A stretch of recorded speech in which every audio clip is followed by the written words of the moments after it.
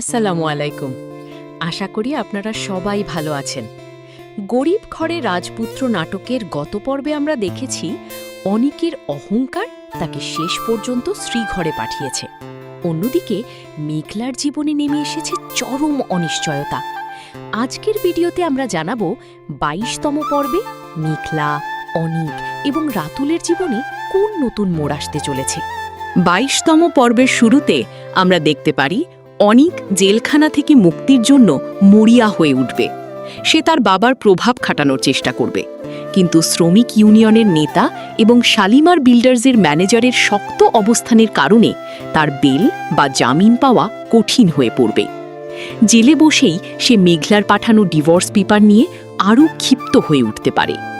রাতুল মেঘলার অসহায়ত্বের সুযোগ নিতে চাইবে।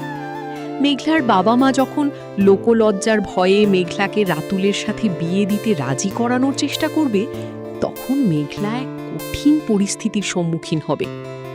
রাতুল নিজেকে অনেক বড় মনের মানুষ হিসেবে প্রমাণ করার জন্য অনিককে জেল থেকে ছাড়ানোর নাটকও করতে পারে, যাতে মেঘলা তার প্রতি কৃতজ্ঞ থাকে।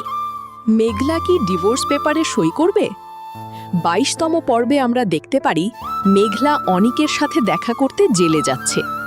সেখানে হয়তো তাদের মধ্যে এক আবেগঘন বা তপ্ত বাক্য বিনিময় হবে। মেঘলা হয়তো আবারও অনিককে মনে করিয়ে দেবে যে তার পেটের সন্তান অনিকেরই।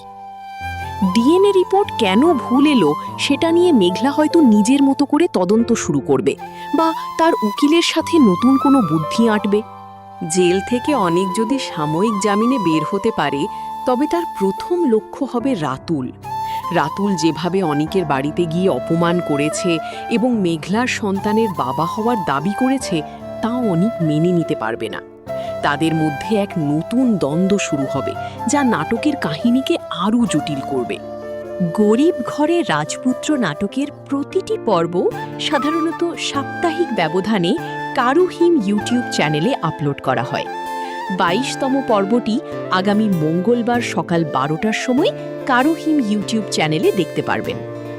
আপনারা কি চান মেঘলা রাতুলকে বিয়ে করুক, নাকি অনিক তার ভুল বুঝতে পেরে মেঘলার কাছে ফিরে আসুক? আপনার মতামত কমেন্ট বক্সে অবশ্যই জানাবেন।